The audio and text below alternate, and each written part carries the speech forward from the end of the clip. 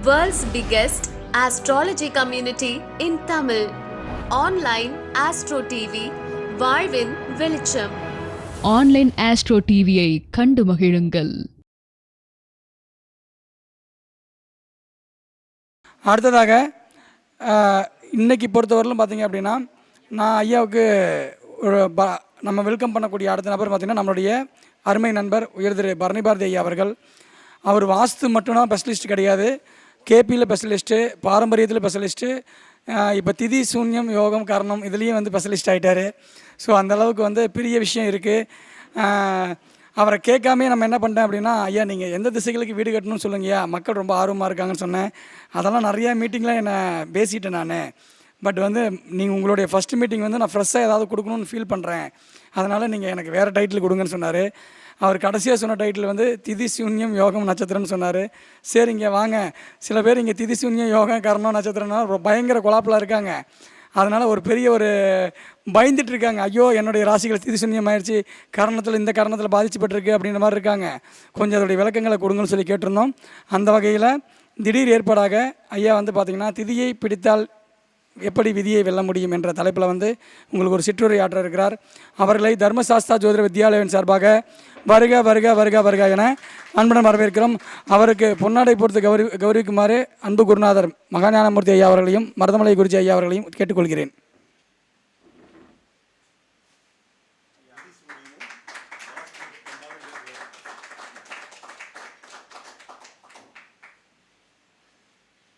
எல்லோரும் நலமுடன் வாழ நவ கிரகங்களையும் பஞ்சபூதங்களையும் வணங்கி அடியேனின் பரணி பாரதியின் அன்பான இனிய வணக்கம். இந்த அருமையான ஒரு காலை பொழுதில் முதலாம் ஆண்டு கருத்தரங்கமாக தர்மசாஸ்திரா ஜோதிடம் நிறுவனம் மற்றும் ஆராய்ச்சி கல்வி நிறுவனம் மணிகண்ராஜ் அவர்களால் அவருடைய நண்பர்களோடு இணைந்து நடத்தக்கூடிய இந்த ஒரு மாநாடு கருத்தரங்கம் ஒரு மிகப்பெரிய அளவுக்கு வெற்றி அடையணும்னு நான் முதல்ல நவகிரகங்கிட்டையும் பஞ்சபூதங்கிட்டையும் வேண்டி வணங்கிக்கிறேன். அத்தோடு இங்கே வந்திருக்கும் அனைத்து ஜோதிட, நான் நண்பர்கள்னு சொல்ல மாட்டேன், அனைத்து ஜோதிட ஆசான்களுக்கும் அனைவருக்கும் என்னுடைய நன்றி கலந்த வணக்கம்.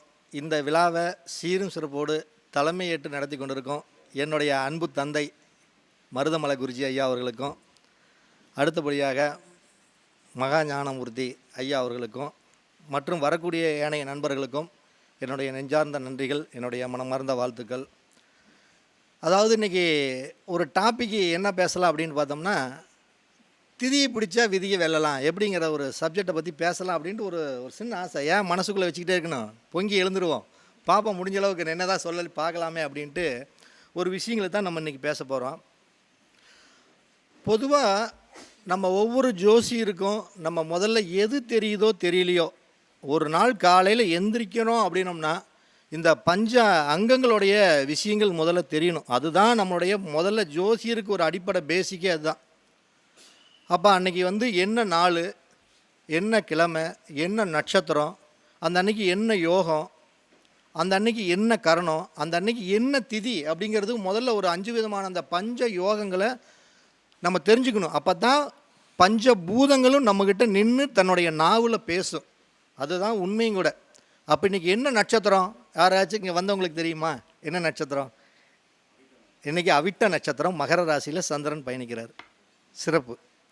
சரி, அடுத்தது இன்றைக்கி என்ன ஒரு திதி, அது கம்பல்சரி தேவை.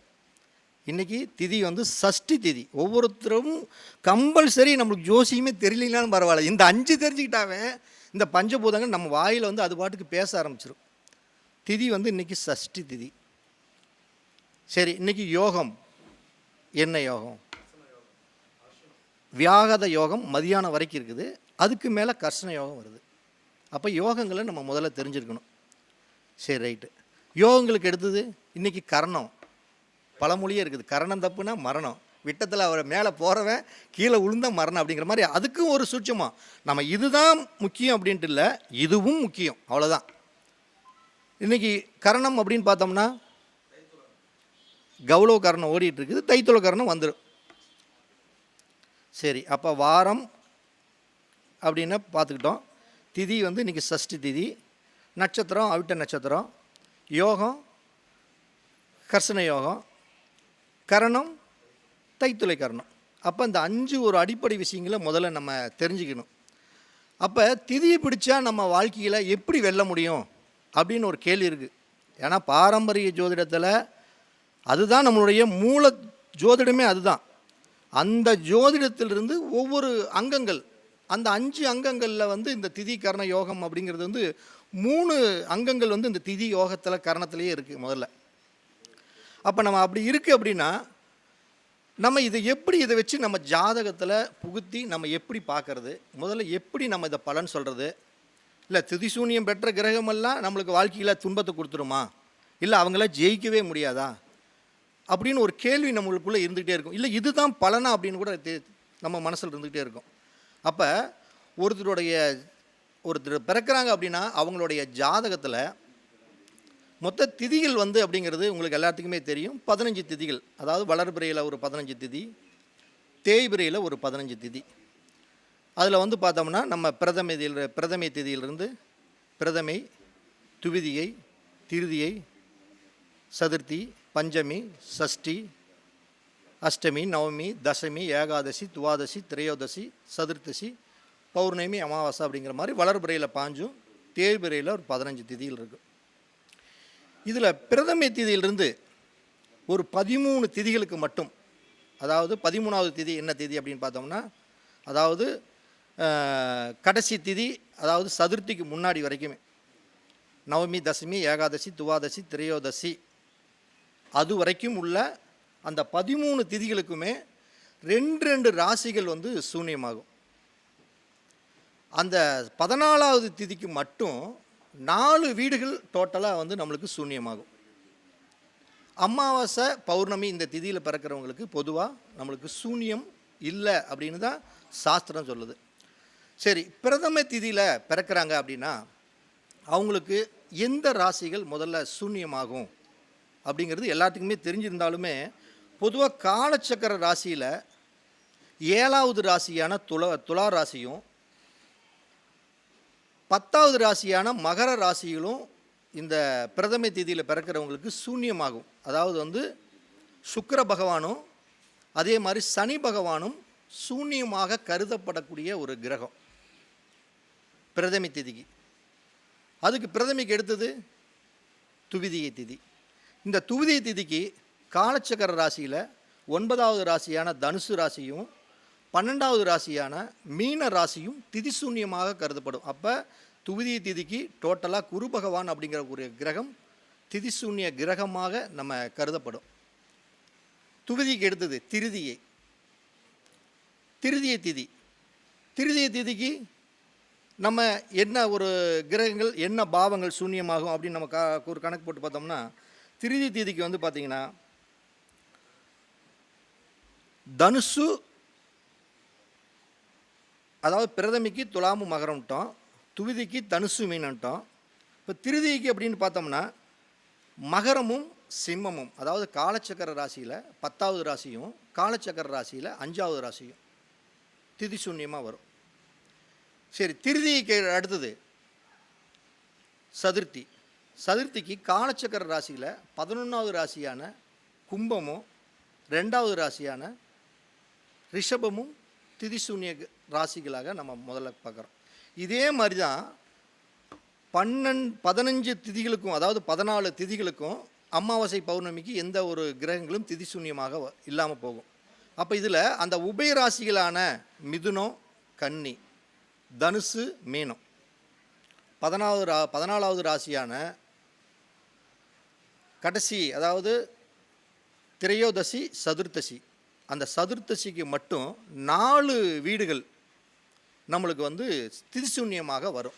சரி, இந்த திதிசூன்யத்தை நம்ம எதுக்கு பயன்படுத்தணும், இல்லை எப்படி பயன்படுத்தணும், இந்த திதிசூன்யத்தை பார்த்தா எப்படி நம்ம ஜெயிக்க முடியும், விதியை வெல்ல முடியும், அதாவது திதியை பிடித்தால் விதியை வெல்லலாம் அப்படின்ற ஒரு லாஜிக் பழமொழியே பொதுவாக பாரம்பரியமாக தொடர்ந்து வந்துட்டு இருக்குது. அப்போ ஒரு ஜாதகத்தை நம்ம எடுத்துக்கிறோம். அந்த ஜாதகத்தில் முதல்ல திதிசூன்ய ராசிகள், நீங்கள் என்ன திதியில் பிறந்திருக்கிறீங்க அப்படின்னு முதல்ல நம்ம பார்த்தோம்னா, ஒரு உதாரணத்துக்கு ஒரு பர்டிகுலராக ஏதோ ஒரு ராசி பார்த்துக்குவோம். இப்போ ஏகாதசி திதியில் ஒருத்தர் பிறக்கிறாங்க அப்படின்னு நம்ம வச்சுக்கிட்டோம்னா, ஏகாதசி திதியில் பிறந்தாங்க அவங்களுக்கு என்ன கிரகங்கள் சூன்யமாகும் அப்படின்னு பார்த்தோம்னா, காலச்சக்கர ராசியில் 9வது ராசியான தனுசு ராசியும் காலச்சக்கரத்துடைய 12வது ராசியான மீன ராசியும் திதிசூன்யமாக நம்ம முன்னோர்கள் தொகுத்து வழங்கிட்டு போயிருக்காங்க. அப்போ 9வது ராசியான அதிபதி குரு, 12வது ராசியான அதிபதி குரு பகவான். அப்போ அந்த ஏகாதசி திதியில் பிறக்கக்கூடிய நண்பர்களுடைய ஜாதகத்தில் குரு பகவான் அவர் எந்த இடத்துல இருந்தாலும் சரி, அந்த குரு பகவான் தான் அவருக்கு திதிசூன்ய கிரகமாக அவங்களுக்கு வளம் அந்த ஜாதகத்தில் வந்துக்கிட்டே இருக்கும்.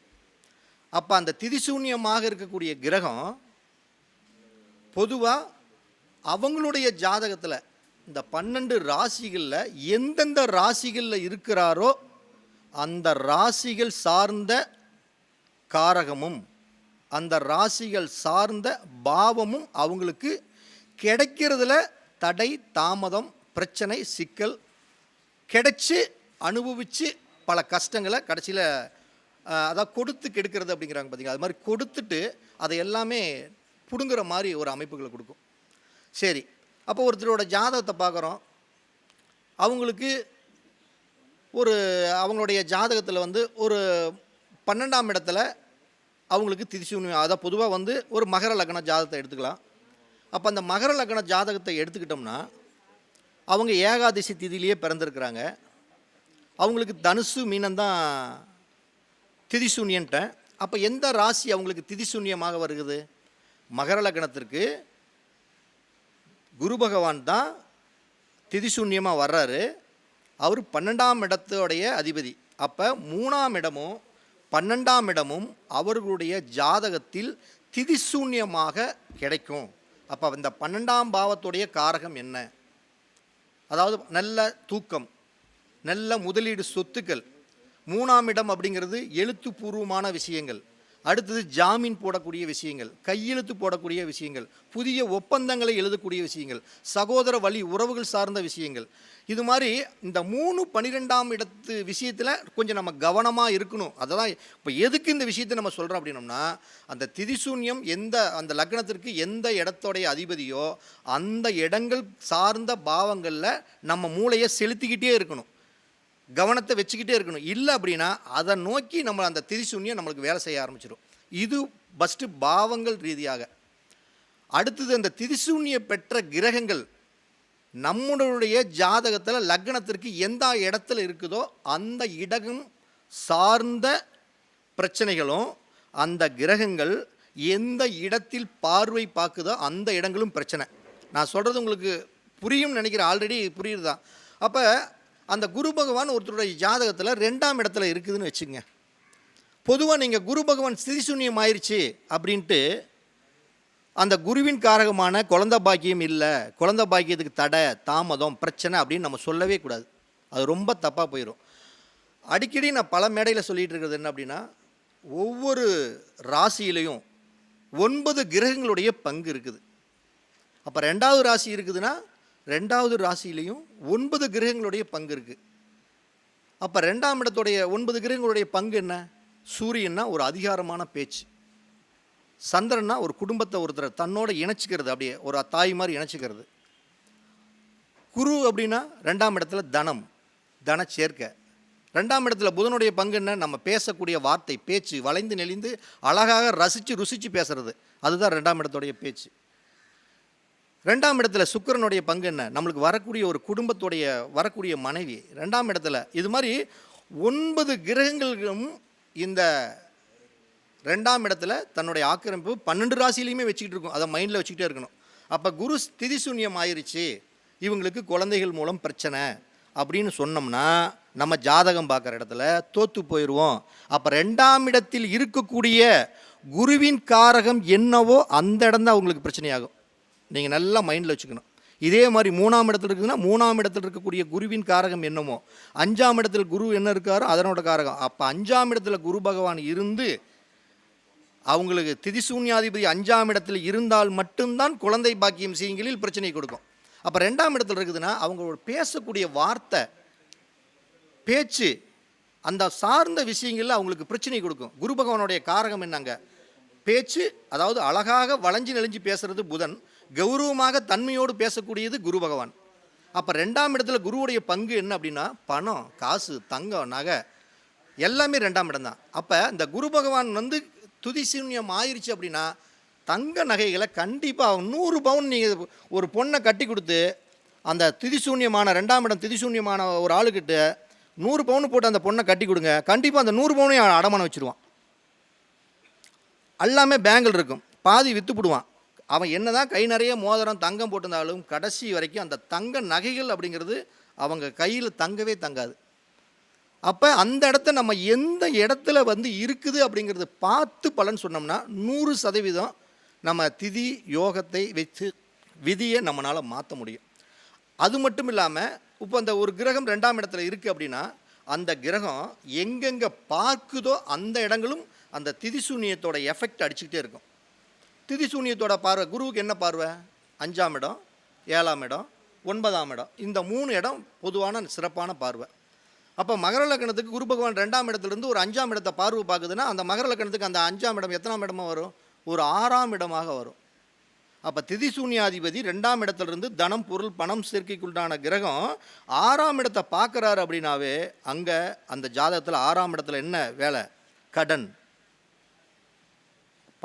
பணம் அப்படிங்கிறது கடனாக மாறும். அப்போ அவங்களுக்கு ஆல்ரெடி அந்த திதிசூன்ய கிரகங்களால் அவங்களுக்கு கடன், வம்பு வழக்கு, சண்டை, பிரச்சனை. இந்த 6ஆம் பாவத்தில் இருக்கக்கூடிய குரு பகவானுடைய அனுகிரகம், 6ஆம் பாவத்தில் குரு பகவானுடைய வேலை அங்கே என்ன இருக்குது? ஒரு வேலைக்கு போனால் 6ஆம் பாவங்கிறது வேலை ஆட்கள் அப்படிங்கிறது 6ஆம் இடம். சம்பளத்துக்கு போகிறது 6ஆம் இடம். தானாக 10-5 பணத்தை போட்டு வேலை செய்கிறது 7ஆம் இடம். ஒரு பெரிய கம்பெனிக்கு ஒரு முதலாளியாக நின்று நம்ம தொழில் செஞ்சு ஒரு அதிகாரத்தில் இருக்கிறோம்னா அது 10ஆம் இடம். அப்போ 6ஆம் இடத்தை பார்க்குறனால கண்டிப்பாக அவங்க வேலை செஞ்சாங்கன்னா அந்த வேலையில் பணம் வந்தால் அந்த பணத்தை வச்சு காப்பாற்ற முடியாத தன்மையை கொடுக்கும். சரி, அந்த குரு பகவான் 5ஆம் இடம் பார்க்க அங்கே பார்த்துறாரு, 7ஆம் இடத்தை பார்க்குறாரு. 7ஆம் இடம் பார்வை எங்கே பார்ப்பார்? 8ஆம் இடத்தை பார்ப்பார் மகர லக்னத்துக்கு.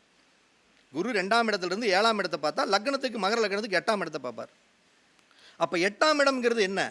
8ஆம் இடத்துல குருவுடைய பங்கு முதல்ல தெரிஞ்சுக்கங்க. ஒவ்வொரு பாவத்திலையும் அந்த குருவுடைய பங்கு என்னன்னு தெரியணும். 8ஆம் இடத்துல குருவுடைய பங்கு என்ன? குருனாவே முதல்ல பணத்துக்கு ஒட்டுமொத்த பணத்துக்கு காரகன். அப்போ 8ஆம் இடங்கிறது என்ன? எதிர்பாராத ஒரு தனவரவு, புதையல், அதிர்ஷ்டம், லாட்டரி சீட்டு, பங்குச்சந்தை, பணம் கிடைக்கிறது, இப்படியா அதாவது அனாமத்து சொத்துக்கள் கிடைக்கிறது அப்படிங்கிறது 8ஆம் இடத்துல கொடுக்கக்கூடிய குருவுடைய பங்கு. அப்போ இப்படி 2ஆம் இடத்துல குரு பகவான் திதிசூன்யமாகி இந்த 7ஆம் இடம் பார்வையாக 8ஆம் இடத்தை பார்க்குற ஜாதகருக்கு வாழ்க்கையில் எந்த தசாபுத்திகள் வந்தாலும் லாட்டரி சீட்டு பணம் விழுகுமா? புதையல் கிடைக்குமா? குழி தோண்டுனா எலும்பு தான் கிடைக்குமே தவிர அவங்க குழி தோண்டுனா பணம் கிடைக்காது. இதைத்தான் நம்ம அந்த பலன் சொல்கிறதுல அந்த திதியில் கொஞ்சம் சூட்சுமத்தை பார்க்கணும். சரி, அந்த குரு பகவான் அடுத்தது 9ஆம் இடம் பார்வையாக எங்கே பார்க்குறாரு? 10ஆம் இடத்தை பார்க்குறாரு. அப்போ 10ஆம் இடத்தை பார்க்கும்பொழுது 10ஆம் இடத்தில் குருவுடைய பங்கு என்ன? இப்போ சொல்லுங்கள் யாராச்சும் 10ஆம் இடத்துல குருவுடைய பங்கு என்ன? அதாவது பெரிய தலைகள்லாம் இருக்காங்க ஜோதிடர், அவங்க சொல்ல வேணாம், ஆல்ரெடி அவங்களுக்கு தெரிஞ்ச விஷயந்தான். நம்மளை மாதிரி ஏதோ என்ன மாதிரி ஒரு சின்ன சின்ன வாண்டுகள் யாராச்சும் இருந்தால் 10ஆம் இடத்துல குருவுடைய பங்கு என்ன?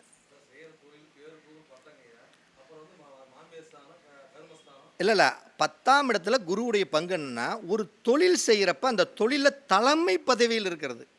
குருனா அப்படி என்ன? சர்ஜ். குருனா யார்? சர்ஜு. எல்லாம் கீழே உட்காந்துருப்பாங்க, இவர் மட்டும் அப்படி மேலே உட்காந்து அவர் தீர்ப்பு வழங்கக்கூடியவர். அப்போ தீர்ப்பு வழங்கக்கூடியவர்னா அந்த 10ஆம் இடத்துல குருவுடைய பங்கு என்ன அப்படின்னா தலைமை பதவியில் நின்று தன்னுடைய ஆளுமையும் அதிகாரத்தையும் செலுத்தக்கூடியவர் தான் 10ஆம் இடத்துல குரு பகவானோட பங்கு. அடுத்தது இப்போ தொழிலில் பெரிய அளவுக்கு பணங்காசுகளை டேனிங் அப்படி பண்ணிகிட்டு இருக்கிறது. அப்போ அந்த 10ஆம் இடம் பார்வைப்படுறதுனால அந்த தொழிலில் பெரிய அளவுக்கு சைன் பண்ணினாலும் நினச்சி நிற்க முடியாது. ஒவ்வொரு தொழிலையும் செய்யக்கூடிய நேரம் ஒவ்வொரு டைமுமே அவங்களுக்கு புதுசு புதுசாக இருக்கும். இப்போ அவங்க ஒரு பெரிய பிஸ்னஸ் பண்ணிகிட்டு இருக்கிறாங்க, ஒரு கம்பெனியை ரன் பண்ணிகிட்டு இருக்கிறாங்க. ரன் பண்ணி முடித்தாலும் அடுத்தது என்னென்னு பார்த்தீங்கன்னா இன்னொரு கம்பெனி ரன் பண்ணுறதுக்கு இவர் அடிப்படையிலிருந்து எப்படி கஷ்டப்பட்டாரோ அதே மாதிரி தான் பண்ணி ஆகணும். ஏன்னா அந்தளவுக்கு அவருக்கு பேரும் புகழும் கிடைக்காது. அப்போ திதிசூன்யாதிபதி கிரகங்கள் எந்த இடத்தில் இருக்கிறதோ அந்த இடங்களையும் பிரச்சனை கொடுக்கும். அந்த இடங்கள் எங்கே பார்க்குதோ அந்த இடங்களிலும் தன்னுடைய ஆதிக்கத்தை செலுத்தி அந்த இடத்தில் இருக்கக்கூடிய சில காரங்களை அவர் கெடுத்தே தீர்வார். ஒரு லாஜிக் முதல்ல பொதுவாக ஏன் அந்த திதிசூன்யாதிபதி நல்லது செய்ய மாட்டாரா? ஏன் திதிசூன்யாதிபதி கெடுதலே தான் செய்யணுமா? ஏன் அவருக்கு அதுதான் விதி விலக்கா அப்படின்னு ஒரு லாஜிக் இருக்குமில்ல. அப்போ திதிசூன்யாதிபதி கிரகம் ஒரு ஜாதகத்தில் நல்லா ஒன்று வச்சுக்கோங்க. கேந்திரம் அப்படிங்கக்கூடிய 1, 4, 7, 10. அதே மாதிரி திதிசூன்யாதிபதி 1, 5, 9, அதாவது திரிகோணத்திலேயோ இல்லை கேந்திரத்திலேயோ இருந்தால் நம்ம என்ன சொல்லுவோம், கேந்திரம் திரிகோணம் அப்படிங்கிறது ஒரு அற்புதமான ஸ்தானம் அப்படிங்கிறோம். அப்போ அந்த அற்புதமான ஸ்தானத்தில் இந்த திரிகோணாதிபதிகள் அங்கே அந்த திரிகோணத்திலேயோ கேந்திரத்திலேயோ இந்த திதிசூன்யாதிபதிகள் இருந்துட்டாலும் அந்த இடத்துல நம்ம நல்ல பலனை இவர் கொடுப்பாரு அப்படிங்கிற மாதிரி நம்ம நினைக்கவே கூடாது.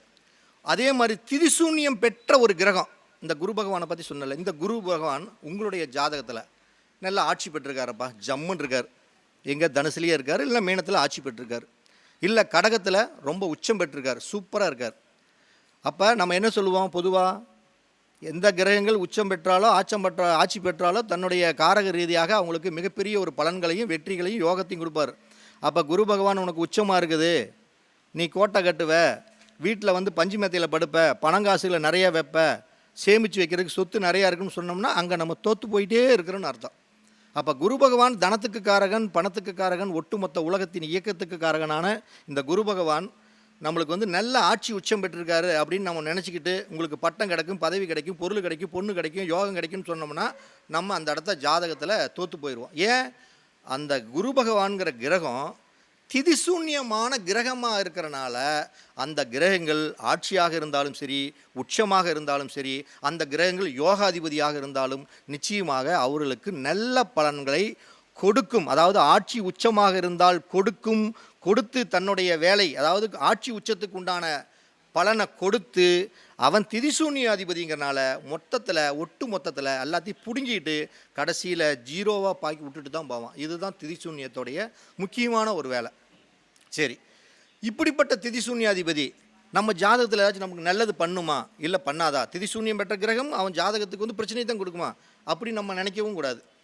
இப்போ திதிசூன்யாதிபதியாக இருக்கக்கூடிய ஒரு கிரகம், அந்த குரு பகவானே, இப்போ ஒரு டாபிக் பேசுகிறப்ப அதே எடுத்துக்கலாம். அந்த குரு பகவானே அவங்களுடைய ஜாதகத்தில் இந்த 2ஆம் இடத்துல மட்டும் இல்லாமல், 1, 4, 7, 10 இல்லாமல், 1, 5, 9 இல்லாமல், 3ஆம் இடத்துலையோ 6ஆம் இடத்துலையோ 8ஆம் இடத்துலையோ 12ஆம் இடத்துலையோ, அதாவது மறைவு ஸ்தானம் என்று சொல்லக்கூடிய 3, 6, 8, 12ஆம் இடங்களில் இந்த திதிசூன்யம் பெற்ற கிரகம் மறைந்து விட்டால் கெட்டவன் கெட்டிடும் ராஜயோகம். இதுதான் அங்கே பாயிண்ட்.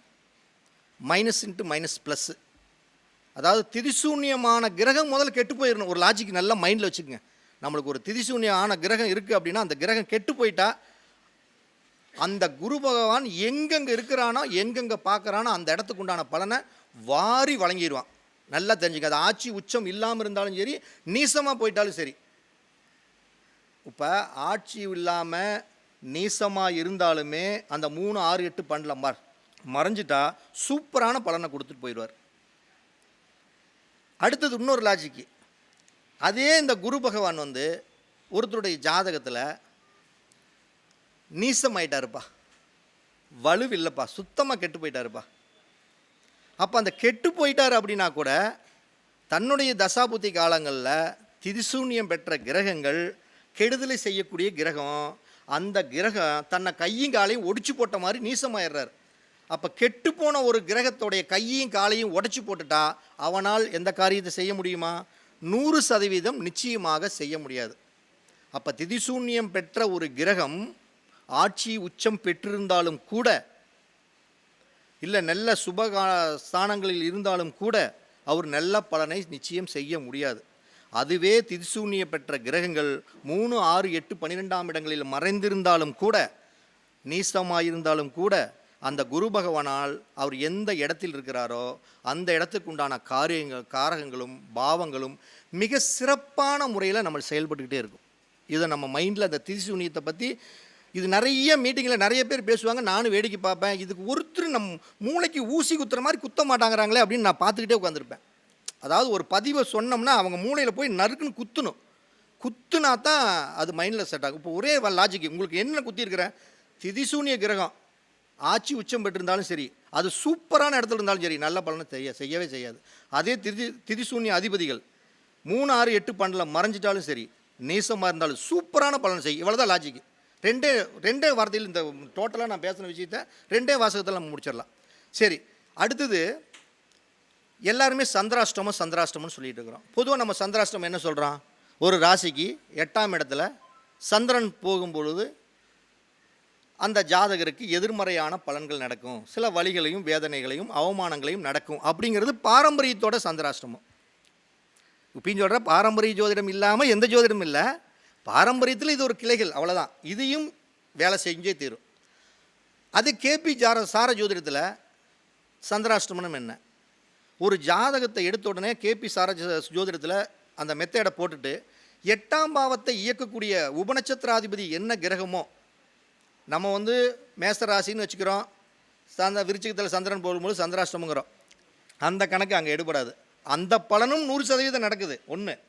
ஆனால் கேபி சார ஜோதிடத்தில் இன்னொரு ரூல் என்னென்னா, ஒரு ஜாதகத்தில் 8ஆம் பாவ உபநட்சத்திராதிபதியாக என்ன கிரகம் வருதோ அந்த கிரகத்தின் மேல் சந்திரன் செல்லக்கூடிய காலகட்டங்கள் அவங்களுக்கு துன்பங்களையும் துயரங்களையும் பல வேதனைகளையும் கொடுக்குது. ஒன்றில் 8ஆம் பாவத்தோட உபநட்சத்திராதிபதி செவ்வான்னு வச்சுக்கிறோம். இப்போ பொதுவாக மேசராசிக்கு 8ஆம் இடம் அப்படிங்கிறது செவ்வா, அந்த இடத்த சந்திரன் போனால் பிரச்சனைங்கிறோம்.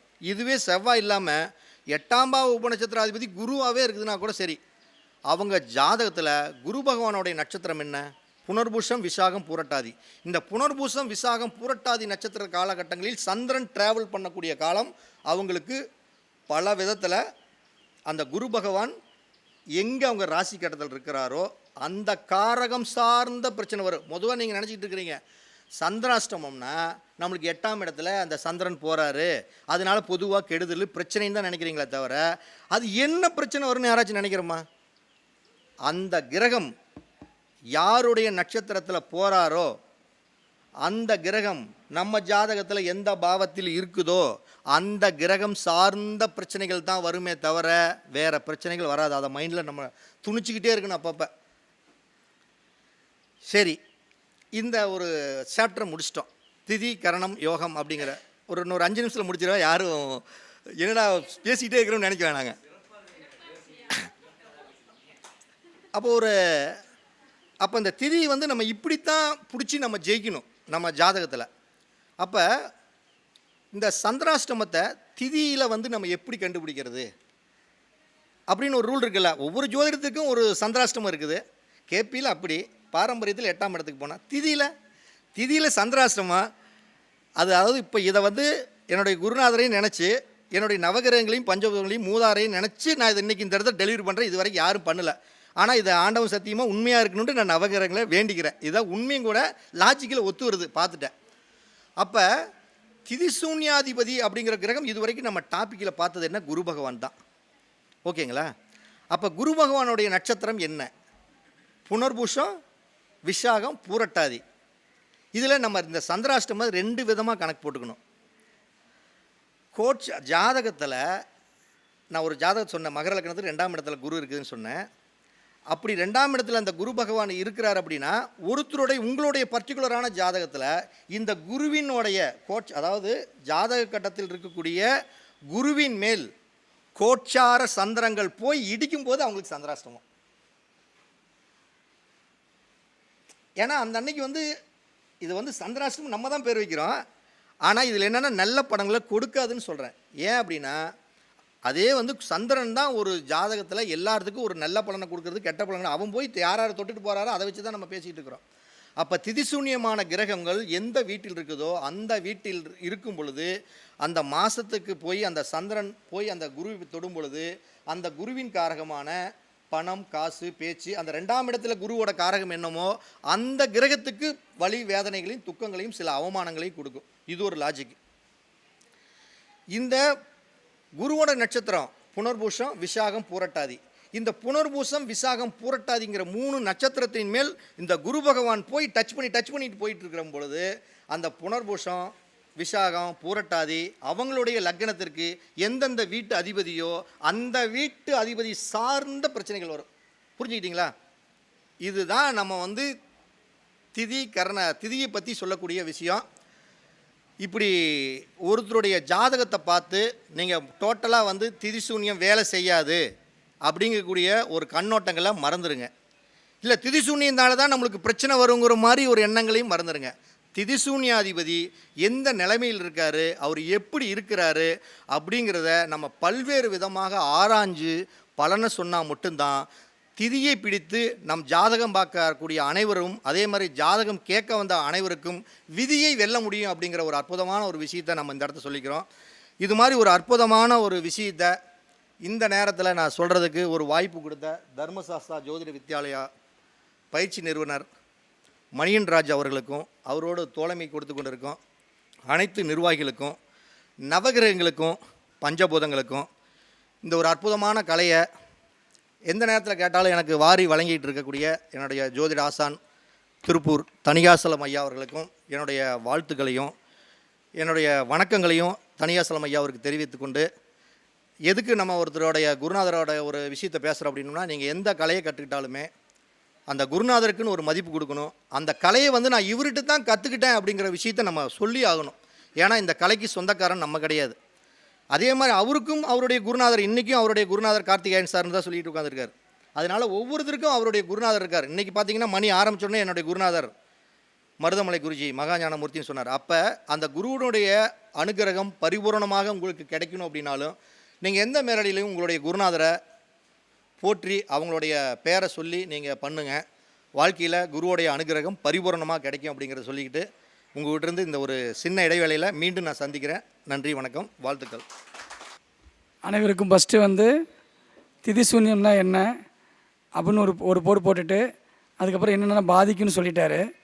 ஓகேங்களா? அதுக்கப்புறம் என்ன சொல்லிட்டாரு, அது கொஞ்சம் நிவர்த்தி சொல்லி கொஞ்சம் நம்ம ரிலாக்ஸ் பண்ணிக்கிறாரு. இன்னும் திதி சூன்யத்தில் பெரிய சப்ஜெக்ட்லாம் இருக்குது. நம்ம தொடர்ந்து அடுத்தடுத்த மீட்டிங்கில் இன்னும் இதை எப்படி நம்ம எடுப்போம். இப்போ போன வாரம் தான் நம்ம ஸ்டூடெண்ட்டுக்கு நாங்கள் கொடுத்தேன். திதி சூன்யத்தை பற்றி ஃபுல்லாக கிளாஸ் எடுத்தோம். ஒரு 3 மணி நேரம் திதி சூன்யம் மட்டும், அது எப்படி வேலை செய்யும், எந்த மாதிரியான வேலை செய்யும்னு சொல்லிட்டு போன வாரம் தான் முடித்தோம். பட் அதோடைய பிரதிபலிப்பு இன்றைக்கி மீண்டும் அது உங்களுக்கு கிடச்சிருக்கு. ஸோ மீண்டும் வாய்ப்பு கிடைக்கும்போது இதே மாதிரி ஐயா மீண்டும் பேச சொல்கிறோம், மீண்டும் விளக்கம் கொடுக்க சொல்கிறோம். வாழ்த்துக்கள்ங்க, ரொம்ப சந்தோஷம். தர்மசாஸ்தா ஜோதிட வித்யாலயம் சார்பாக உயர் திரு பரணிபாரதி ஐயா அவர்களுக்கு நன்றியை தெரிவித்துக் கொள்கிறோம்.